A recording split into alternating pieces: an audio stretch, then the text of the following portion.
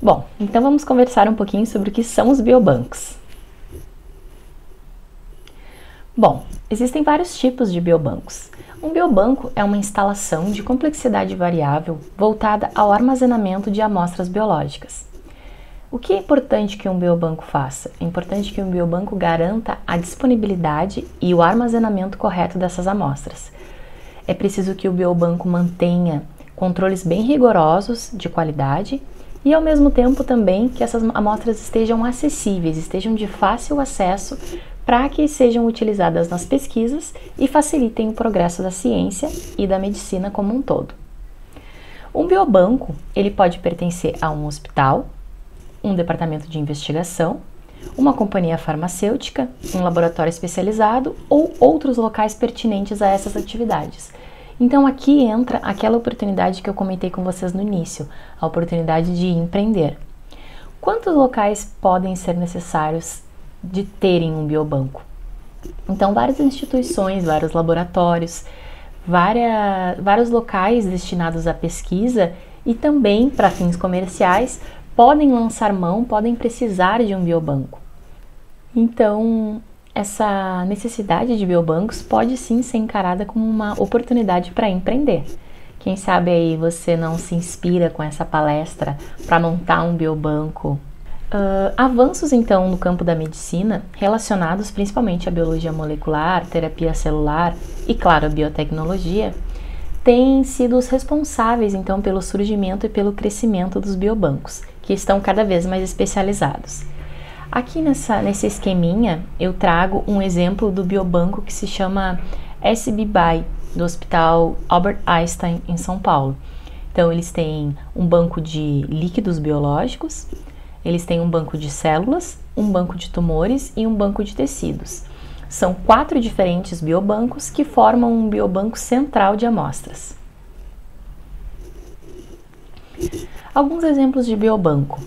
Então, nós podemos ter um biobanco de sangue, plasma ou soro, para análises de extração de DNA, por exemplo.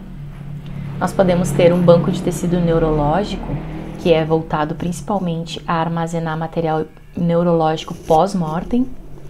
Então, investigação de doenças neurológicas, doenças neurodegenerativas. Nós podemos ter um tipo de banco de tumores, onde são armazenados os tumores sólidos e também os tecidos adjacentes a esse tumor. Aqui no banco de tumores, os tumores podem estar emblocados em blocos de parafina, e geralmente é o que acontece. Então, quando um paciente oncológico vai para uma ressecção cirúrgica, que é a retirada desse tumor, esse tumor ele é dividido em pedaços menores e esses pedaços eles são emblocados em parafina líquida para manter a integridade daquele bloco e fazer com que facilite o armazenamento dele. Esse bloco depois ele é cortado em lâminas muito finas que depois posteriormente são coradas e podem ser visualizadas no microscópio. Então, geralmente um laboratório de patologia ele funciona dessa maneira. O biobanco do laboratório de patologia funciona dessa maneira. Então, os tumores podem ser também frescos, armazenados frescos ou emblocados nesses blocos de parafina. E outra coisa interessante desse banco de tumores é que, como eu falei, além do tumor propriamente dito, é interessante que exista uma margem em volta desse tumor ou algum tecido adjacente ao tumor que não esteja com as características tumorais.